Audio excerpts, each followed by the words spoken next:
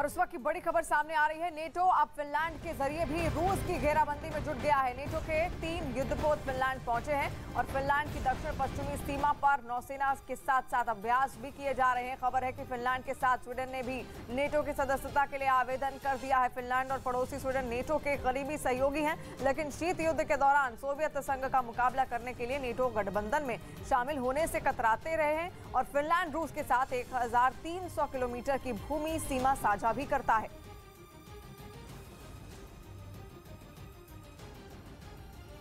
उधर बुचा में एक बार फिर कब्रें खोदकर 100 से ज्यादा शवों को निकालने का दावा किया गया है, जिसके बाद यूक्रेन ने रूस पर नरसंहार करने का आरोप दोहराया। बुचा में इन हत्याओं के लिए यूक्रेन रूसी सेना को जिम्मेदार ठहराते आ रहे हैं और जबकि रूस इसे इनकार करता है। और इसी बीच बुचा के एक दूसरे इलाके में कई सारी कब्रें खोदी गई हैं, जहां से सैकड़ों शवों को निकाला गया है और आरोप है कि बुचा पर कब्जे के दौरान रूसी सेना ने सैकड़ों लोगों को मारा था। और इस बीच बुचा के एक दूसरे इलाके में कई कब्रें खोदी गई, जहां से सैकड़ों शवों को निकाला गया।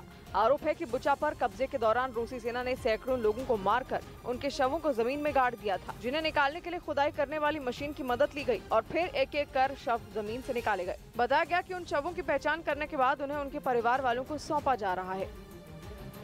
उधर युद्ध के बीच पुतिन ने यूक्रेन की सीमा के पास परमाणु हमला करने वाले मिसाइल सिस्टम तैनात कर दिए और ये दावा किया यूक्रेन की सेना ने, जिसके मुताबिक रूस ने इन मिसाइल सिस्टमों को यूक्रेन की सीमा से महज 60 किलोमीटर के दायरे में तैनात किया है।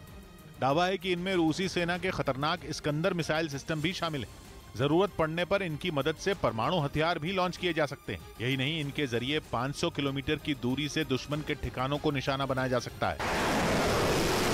इनकी तैनाती को यूक्रेन पर दबाव बढ़ाने के पुतिन के उस गेम प्लान का हिस्सा माना जा रहा है, जिसके तहत वो जनमत संग्रह करवाकर खेरसोन को यूक्रेन से अलग करने की तैयारी में जुटे हैं। और अगर पुतिन खेरसोन को यूक्रेन से अलग करवाने के अपने प्लान में कामयाब हो गए, जहां रूसी सेना ने करीब 3 हफ्ते पहले अपने कब्जे का दावा किया था, तो दक्षिणी यूक्रेन में रूस का दबदबा तो बढ़ेगा ही, साथ ही उसे हमले को सही ठहराने की एक ठोस वजह भी मिल जाएगी। इसके साथ ही खेरसोन से क्राइमिया तक एक लैंड कॉरिडोर बनने का रास्ता भी साफ हो जाएगा। इससे पहले जनमत संग्रह करवाकर 2014 में रूस क्राइमिया पर कब्जा कर चुका है और उस वक्त करवाए गए जनमत संग्रह में करीब 97% लोगों ने रूस के साथ रहने के लिए वोट दिया था। और तमिलनाडु के तिरुपुर में एक स्कूल की छात्रा पर ईसाई धर्मांतरण की कोशिश का आरोप लगा है। तमिलनाडु के तिरुपुर में एक स्कूल की छात्रा को विभूति लगाने पर प्रताड़ित करने और ईसाई धर्मांतरण की कोशिश का आरोप लगा है। माता पिता की शिकायत पर पुलिस ने केस दर्ज कर लिया है और इस पूरे मामले की जांच की जा रही है। दिल्ली पुलिस की स्पेशल सेल ने इंटरनेशनल ड्रग्स रैकेट का भांडाफोड़ करते हुए नाइजीरियन समेत 3 लोगों को गिरफ्तार किया है, जिनके कब्जे से 6 करोड़ की ड्रग्स बरामद की है। दिल्ली एनसीआर में गर्म हवाओं के साथ धूल भरी आंधी चली। धूल भरी आंधी से एयर ट्रैफिक प्रभावित, पैदल और दोपहिया वाहनों को मुश्किल हुई। मौसम विभाग के मुताबिक दिल्ली को अभी नहीं मिलेगी गर्मी से राहत, अगले 2-3 दिन भीषण गर्मी पड़ेगी।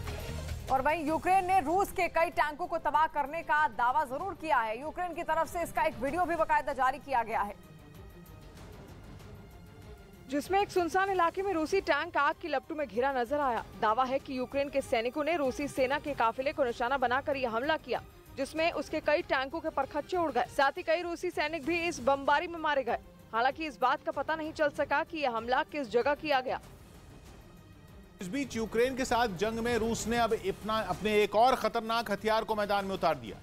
UR-77 मेचोरित नाम का ये घातक हथियार जमीन के अंदर छिपी बारूदी सुरंगों को पल भर में तबाह कर देता है और पूरी दुनिया में रूस के इस खतरनाक हथियार को जाना भी इसी काम के लिए जाता है।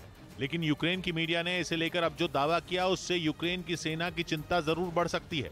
ऐसा कहा गया कि रूसी सेना अब UR-77 मेचोरित का इस्तेमाल उनके शहरों के रिहायशी इलाकों में तबाही मचाने के लिए कर रही है और इस बात को साबित करने के लिए उनकी तरफ से एक वीडियो भी जारी किया गया।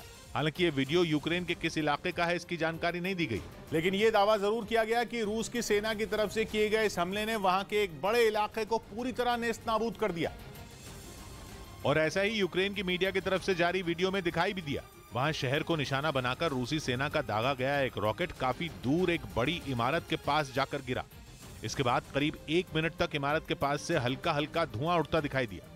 ऐसा लगा मानो हमला नाकाम हो गया हो, लेकिन तभी वहां एक बेहद तेज धमाका हुआ। आग का एक बड़ा गोला उठा और इमारत के परखचे उड़ गए। धमाके के बाद वो पूरी जगह धुएं से ढक गई। बताया गया कि सिर्फ उस इमारत ही नहीं बल्कि उसके पास की दूसरी कई बिल्डिंगों को भी हमले में नुकसान पहुंचा। क्योंकि रूस का UR-77 मेचोरीथ किसी एक खास जगह को ही निशाना नहीं बनाता, बल्कि इसके हमले के दायरे में जो भी आता है वो पूरी तरह तबाह हो जाता है। और ऐसा इसलिए क्योंकि ये सिर्फ एक बम या रॉकेट से वार नहीं करता, ये अपने दुश्मनों को एक ऐसे पाइप के जरिए ठिकाने लगाता है जिसके अंदर कई किलो विस्फोटक भरा होता है। रॉकेट तो बस विस्फोटकों से भरे उस पाइप को टारगेट तक ले जाने का काम करता है, जबकि पाइप के दूसरे सिरे से एक तार जुड़ा होता है जो उसे लॉन्चर से जोड़े रखता है। इसके बाद जैसे ही रॉकेट दागा जाता है, विस्फोटक से भरा पाइप एक बड़े से फंदे जैसा दिखाई देने लगता है। उसके टारगेट पर गिरते ही लॉन्चर पीछे की तरफ जाता है, जिससे तार खींचता है और फिर निशाने पर भयानक धमाका हो जाता है। रूस के इस हथियार से हुई तबाही का अंदाजा इसी बात से लगाया जा सकता है कि जहां भी इसका इस्तेमाल होता है वहां 300 फीट के दायरे में सब कुछ मलबे में बदल जाता है। केंद्र सरकार ने 16 यूट्यूब चैनलों को ब्लॉक कर दिया है। सूचना और प्रसारण मंत्रालय ने राष्ट्रीय सुरक्षा, विदेशी संबंधों और सार्वजनिक व्यवस्था से संबंधित दुष्प्रचार फैलाने वाले 16 यूट्यूब चैनलों को ब्लॉक कर दिया है। इन 16 यूट्यूब चैनलों में से 10 भारतीय और 6 पाकिस्तान से संचालित हो रहे थे। इन चैनलों पर 68 करोड़ से ज्यादा सब्सक्राइबर थे। जम्मू CISF बस पर आतंकी हमले में बड़ा खुलासा। सूत्रों के मुताबिक एम्बुश ड्रोन अटैक से सबूत मिल रहे हैं, यानी वाहन को ड्रोन के जरिए नुकसान पहुंचाने की कोशिश की गई थी। बिहार में औरंगाबाद गया सीमा के सागरपुर के जंगल में आईडी बम ब्लास्ट, एक ग्रामीण की मौत। सुरक्षा बलों को नुकसान पहुंचाने के लिए बिछाया गया था जाल। पुलिस और CRPF का सर्च ऑपरेशन जारी। और यूक्रेन के चेर्नोबिल से बड़ी खबर सामने आ रही है। चेर्नोबिल संयंत्र में आज रेडियोलॉजिकल असर की जांच होगी। अंतर्राष्ट्रीय परमाणु ऊर्जा एजेंसी के महानिदेशक और उनकी टीम आज चेर्नोबिल प्लांट का दौरा करेगी, सभी संयंत्रों की जांच करेगी और 31 मार्च तक ये संयंत्र रूस के कब्जे में थे। और आपको बता दें, फिलहाल यूक्रेन के कब्जे में वापस जरूर आ गए हैं, लेकिन IAEA के प्रमुख यहां पर पहुंचेंगे आज और 31 मार्च तक रूसी कब्जे में ये परमाणु प्लांट था। इसलिए रेडियोलॉजिकल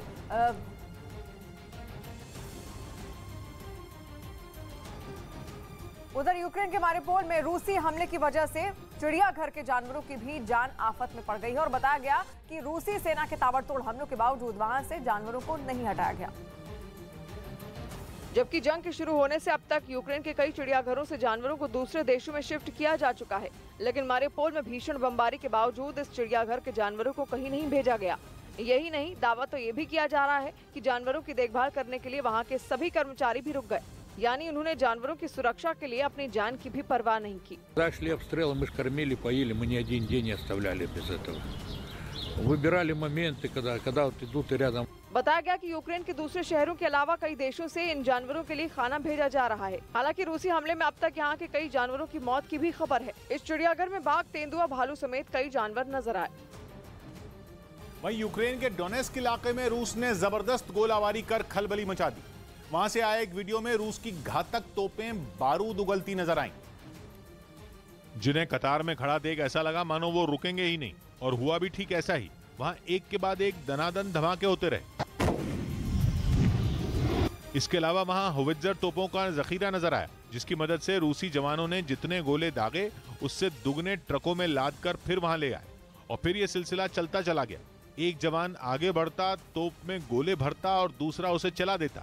चीन के एक टीवी न्यूज चैनल ने इस वीडियो के साथ दावा किया कि अगर रूस डोनबास इलाके पर पूरी तरह कब्जा कर ले तो उसे क्राइमिया तक एक सीधा रास्ता मिल जाएगा, जो यूक्रेन की सेना की कमर तोड़ने में उसके लिए मददगार साबित होगा।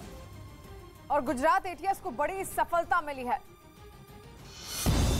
गुजरात ATS ने कोस्ट गार्ड के साथ मिलकर पाकिस्तानी बोट अलहज से 330 करोड़ रुपए कीमत की 55 किलो ड्रग्स जब्त की है। इस ऑपरेशन में पाकिस्तान के 9 ड्रग्स तस्करों को भी पकड़ा गया है, जिन्हें हिरासत में लेकर पूछताछ हो रही है। लालू यादव के बड़े बेटे तेज प्रताप RJD से इस्तीफा दे सकते हैं। तेज प्रताप यादव ने ट्विटर पर कहा कि पिता से मिलने के बाद RJD से इस्तीफा दे दूंगा। इससे पहले तेज प्रताप पर RJD नेता रामराज यादव ने इफ्तार के दौरान कमरे में बुलाकर मारपीट का आरोप लगाया था। मध्य प्रदेश के ग्वालियर में लव जिहाद पीड़िता ने खुद को जान का खतरा बताया। SSP के सामने फूट कर रोते हुए अपने केस को डबरा से ग्वालियर ट्रांसफर करने की गुहार लगाई। पीड़िता की अपील पर उसकी सुरक्षा में 2 PSO तैनात किए गए। उधर रूसी सेना पर यूक्रेन को ब्रिटेन से मिली एंटी टैंक मिसाइलों का खौफ दिखने लगा। ब्रिटेन ने पुतिन की सेना से मुकाबले के लिए यूक्रेन को हाइपरसोनिक ब्रिमस्टोन मिसाइल और स्टॉर्मर मिसाइल लॉन्चर जैसे घातक हथियार दिए, जिनकी मदद से यूक्रेन की सेना ने दुनिया में सबसे शानदार माने जाने वाले कई रूसी टैंकों को तबाह कर दिया। और पश्चिमी मीडिया ने दावा किया कि इसने पुतिन की सेना को अपनी बख्तरबंद गाड़ियों और टैंकों की बनावट में बदलाव करने के लिए मजबूर कर दिया, जिसकी कुछ तस्वीरें भी सामने आई, जिनमें एक तस्वीर में तो जंग के मैदान की ओर जा रही रूसी सेना की एक बख्तरबंद गाड़ी के सामने की विंडशील्ड में इतनी ही जगह छूटी दिखाई दी जिससे बस सैनिकों के लिए बाहर देखने की जगह रहे, जबकि टैंकों को मिसाइलों के हमले से बचाने के लिए उन पर लोहे की मोटी ग्रिल लगी नजर आई। और जब लोहा नहीं मिला तो कुछ गाड़ियों में बदलाव करने के लिए लकड़ियों की मदद लेनी पड़ गई। हालांकि लोहे का बना कवच भी ब्रिटेन से मिले हथियारों के सामने हवा साबित हुआ और यूक्रेन ने अब तक रूसी सेना की 2000 से ज्यादा बख्तरबंद गाड़ियां और 800 से ज्यादा टैंकों को तबाह करने का दावा किया, जिसमें खास तौर से ब्रिटेन के 2 हथियार रूसी सेना के लिए काल साबित हो रहे हैं। इनमें एक है ब्रिमस्टोन मिसाइल और दूसरा है स्टॉर्मर मिसाइल लॉन्चर।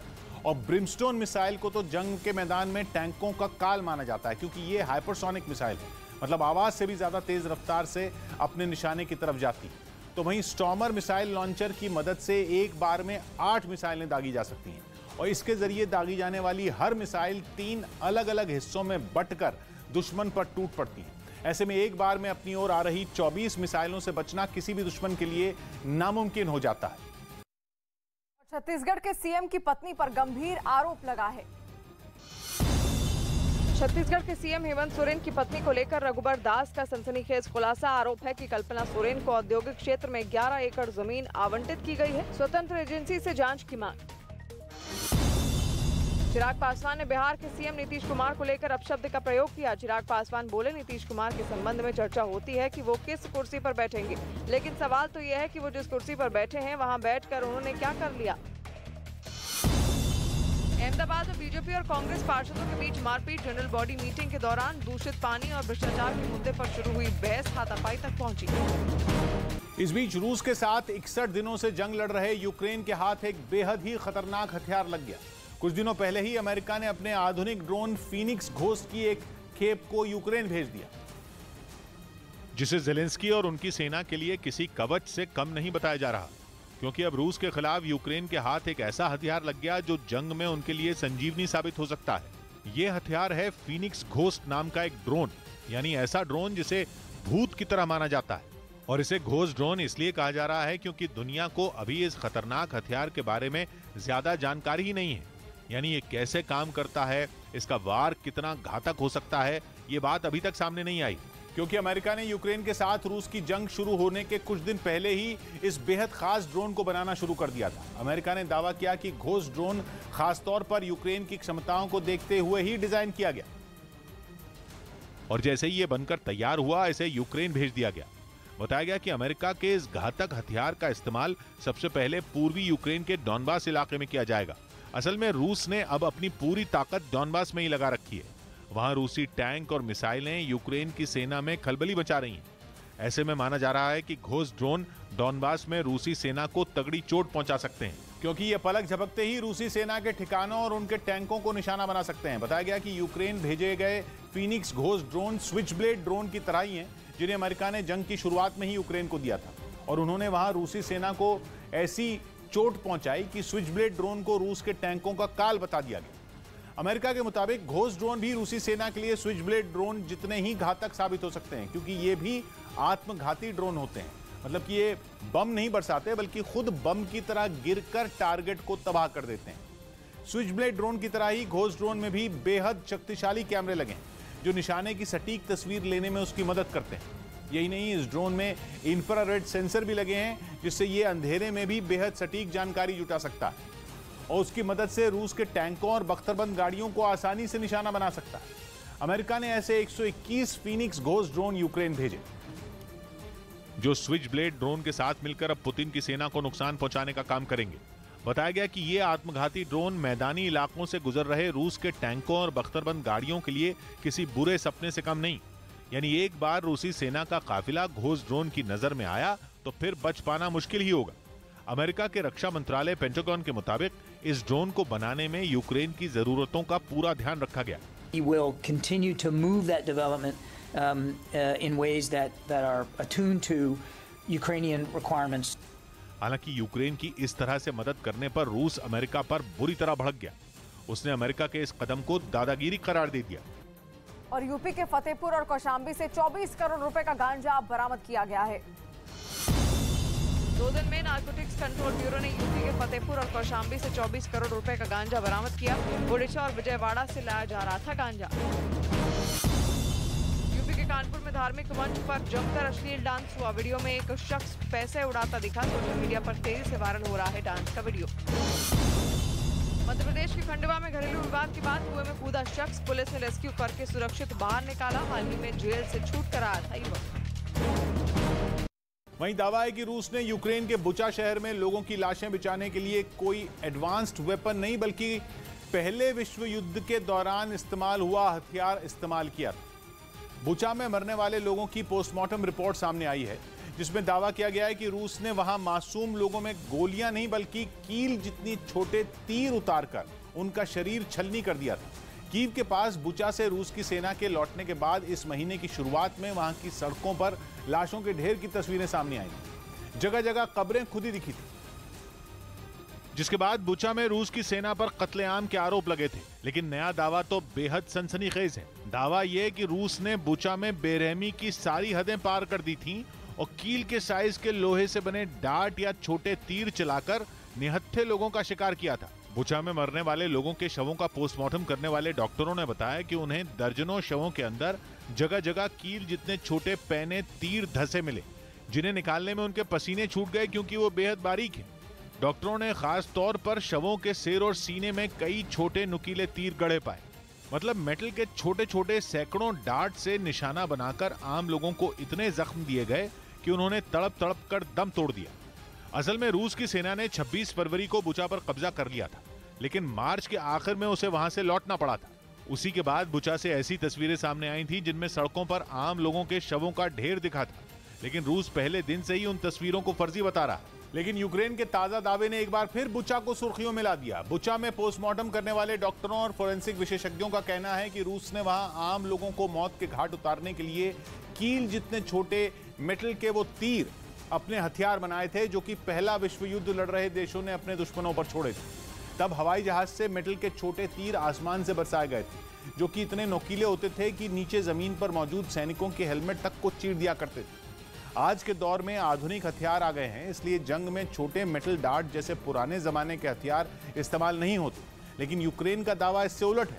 उसका कहना है कि रूस ने बुचा पर बर्बरता ढाने के लिए बीती सदी के गए गुजरे हथियारों से आम लोगों को तड़पा तड़पा कर मारा।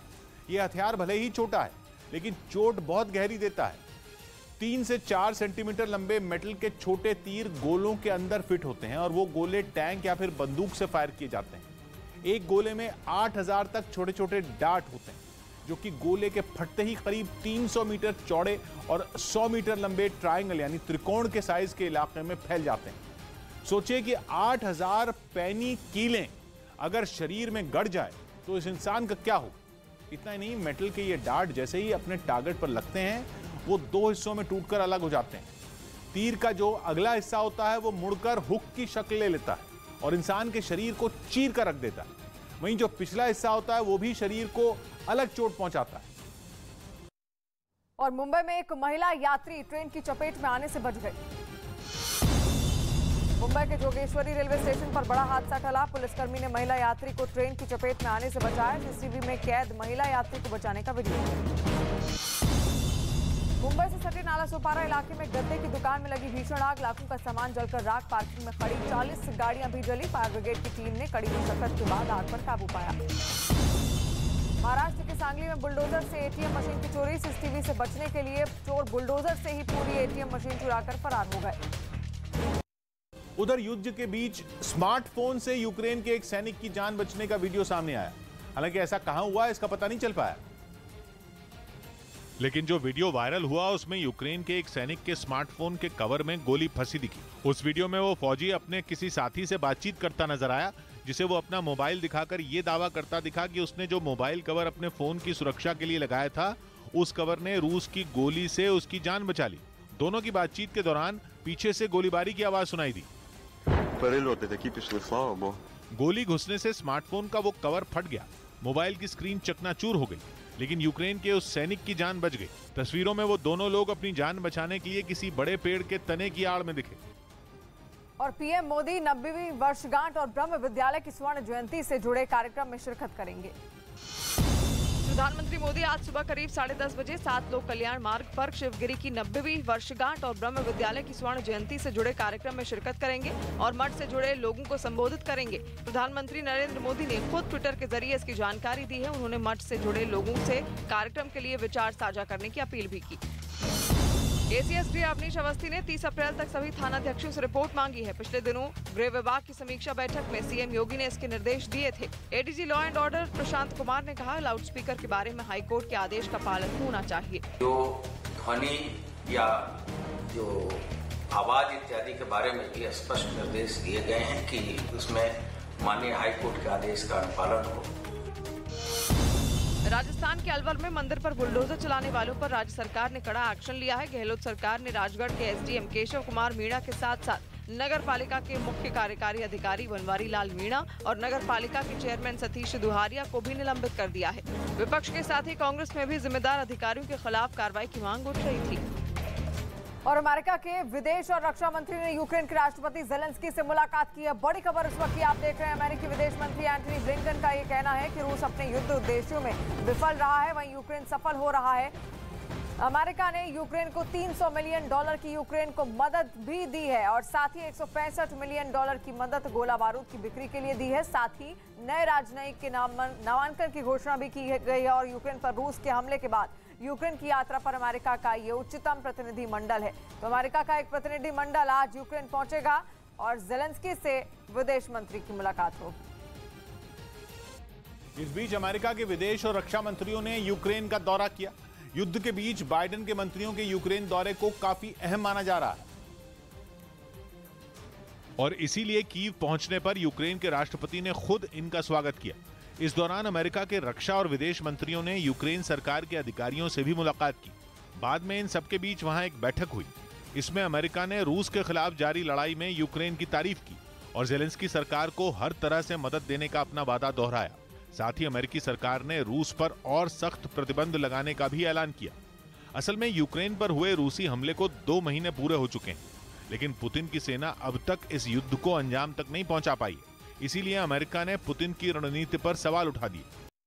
वहीं खबर है कि यूक्रेन की जंग जीतने के लिए रूस ने अपना वो ब्रह्मास्त्र मैदान में लगा दिया है जिसकी बदौलत उसने 2014 में यूक्रेन के क्राइमिया पर कब्जा किया था। ये न कोई मिसाइल है और न कोई बम, बल्कि रूस का हथियार एक ऐसा जैमिंग कम्युनिकेशन स्टेशन है जिसे इस्तेमाल करके उसने यूक्रेन की सेना को पंगु करने की कसम खा ली और एक बार फिर क्राइमिया की तरह पूरे के पूरे यूक्रेन पर अपना झंडा फहराने की साजिश रच रहा है। रूस के इस हथियार का नाम है R-330ZH ज़िथिल जैमिंग कम्युनिकेशन स्टेशन। यह ऐसा हथियार है जिसके बूते रूस सैटेलाइट और मोबाइल फोन ठप कर सकता है। इस काम के लिए उसका जैमिंग कम्युनिकेशन सिस्टम ठीक उसी फ्रीक्वेंसी में सिग्नल छोड़ता है जिस फ्रीक्वेंसी में सैटेलाइट ऑपरेट करता है। इससे होता गया है कि सैटेलाइट कंफ्यूज हो जाता है कि कौन सा असल सिग्नल है और कौन सा दुश्मन का भेजा सिग्नल, और वो ठीक तरह काम ही नहीं कर पाता। बल्कि अभी कुछ दिन पहले खुद अमेरिकी सेना की space service branch US space force ने भी माना था कि रूस यूक्रेन में जीपीएस के सैटेलाइट के सिग्नल जैम कर रहा है और दावा है कि इसी वजह से यूक्रेन में जीपीएस के इस्तेमाल में दिक्कतें आ रही हैं। जीपीएस यानी ग्लोबल पोजिशनिंग सिस्टम अमेरिका का नेविगेशन सिस्टम है जो सैटेलाइट से मिलने वाले सिग्नल के जरिए पृथ्वी पर किसी भी जगह या चीज की लोकेशन बताता है। इसी वजह से सफर के वक्त रूट देखने के लिए लगभग पूरी दुनिया जीपीएस का इस्तेमाल करती है और यूक्रेन की सेना तो खुद जीपीएस के ही भरोसे है। आसमान में ड्रोन उड़ाना हो या फिर जमीन पर मिसाइल लॉन्चर चलाना हो, जीपीएस के बिना उसके लिए रूस को जवाब देना मुमकिन ही नहीं। सब तकनीक पर निर्भर करता है। सारे के सारे हथियार धरे के धरे रह जाएं अगर जीपीएस काम न करे तो। और खबर है कि रूस यूक्रेन में अपना जैमिंग कम्युनिकेशन स्टेशन इस्तेमाल करके जीपीएस को ही जैम कर रहा है ताकि यूक्रेन की सेना उसका मुकाबला ही न कर सके। और सांसद नवनीत राणा की जमानत याचिका पर आज सेशन कोर्ट में सुनवाई है।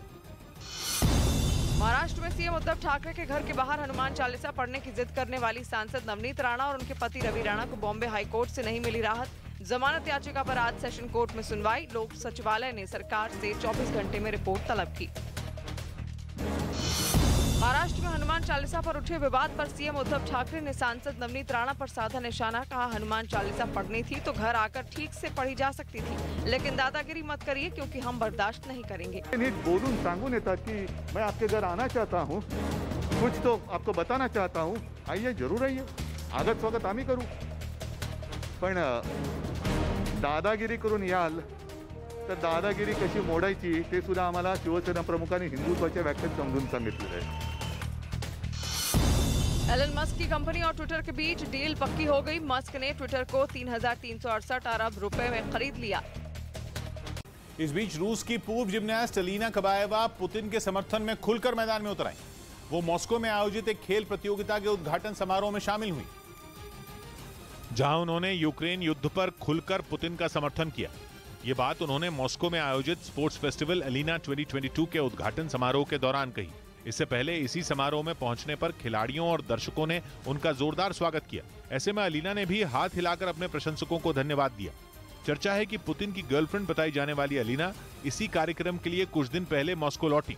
इस मौके पर उन्होंने मीडिया से बात करते हुए यूक्रेन युद्ध का भी जिक्र किया। И мы ни в коем случае не должны забывать про это. यानी वो यूक्रेन पर किए गए हमले में पूरी तरह पुतिन के साथ खड़ी हैं। इतना ही नहीं, अलीना ने उम्मीद जताई कि इस जंग में जीत रूस की ही होगी। उधर 2 महीने से चल रही जंग के कारण रूस की अर्थव्यवस्था पर बहुत बुरा असर हुआ। लेकिन खबर यह है कि रूस में व्लादिमीर पुतिन की लोकप्रियता कम होने की बजाय और ज्यादा बढ़ गई। ये बात रूस में हुए एक सर्वे में सामने आई, जिसमें बताया गया है कि रूस के लोग अब पुतिन पर पहले से ज्यादा भरोसा करने लगे। हालांकि आर्थिक प्रतिबंधों का रूस की अर्थव्यवस्था पर तगड़ा असर हुआ। वहां के आम लोगों को भी इन प्रतिबंधों की मार झेलनी पड़ रही। खबर है कि कई कंपनियों के अपना कारोबार समेटने की वजह से रूस में बेरोजगारी बढ़ी है। प्रतिबंधों का असर होने की वजह से करीब 2 लाख लोगों से रोजगार छिनने का अनुमान है। यहाँ तक कि आंकड़े भी अब रूस के लोगों की टेंशन बढ़ाने वाले हैं, क्योंकि IMF ने अनुमान जताया कि रूस की GDP मौजूदा कारोबारी साल में बढ़ने के बजाय घटने वाली है, वो भी 8% से ज्यादा। जिसका सीधा मतलब यह है कि कूटनीति में पुतिन के दांव कितने भी असरदार हों, उनके देश की माली हालत पर भी इस जंग का बुरा असर पड़ रहा है। लेकिन अंतर्राष्ट्रीय दबाव के बावजूद 2 महीने से चल रही जंग में रूस पीछे हटने को कतई तैयार नहीं। और बल्कि अब तो यूक्रेन में चल रहा रूस का स्पेशल ऑपरेशन और आक्रामक दिख रहा है। हालांकि जंग के बावजूद पुतिन ने अपने देश की गिरती करेंसी रूबल को संभाल लिया। यहाँ तक कि यूरोप और अमेरिका पर कूटनीतिक दबाव बनाने में भी वो कामयाब हो गया। लेकिन जंग के बाद से ही रूस में महंगाई ऐतिहासिक स्तर पर पहुंच चुकी है। पहले अमेरिका ने अनुमान जताया था कि जंग के कारण पुतिन की कुर्सी चली जाएगी। बाइडेन ने भविष्यवाणी कर दी थी कि इस जंग के साथ पुतिन की राजनीति से विदाई हो जाएगी। लेकिन सर्वे के नतीजे चौंकाने वाले हैं, क्योंकि एक सर्वे में दावा यह किया गया है कि रूस के लोग अब अपने आप को पुतिन के हाथों में ज्यादा सुरक्षित मानने लगे हैं। यूक्रेन का युद्ध शुरू होने से पहले रूस के 71% लोगों ने पुतिन का समर्थन किया था, लेकिन अब यह आंकड़ा बढ़कर 83% तक पहुंच गया। मतलब युद्ध से पहले 71% लोग पुतिन के समर्थक थे और अब वहां के 83% लोग पुतिन के साथ। वहां के 48% लोगों ने तो सर्वे में यह तक कहा कि सभी नागरिकों को उनके देश का समर्थन करना ही चाहिए, चाहे उनके देश की नीति सही हो या गलत।